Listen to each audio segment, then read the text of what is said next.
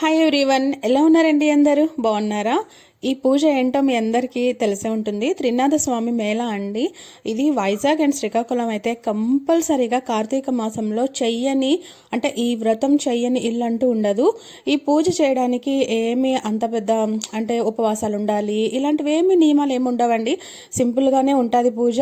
అందరూ చేసుకుంటారు అండ్ నేను కూడా చేసుకున్నాను. ఎందుకంటే ఇదే కార్తీకంలో వచ్చే లాస్ట్ సండే కదా.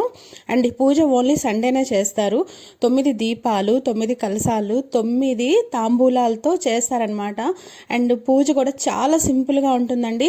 అండ్ దీంట్లో కథలు కూడా ఉంటాయి, స్టోరీస్. అవి కూడా చాలా చిన్న చిన్న స్టోరీస్ ఉంటాయండి.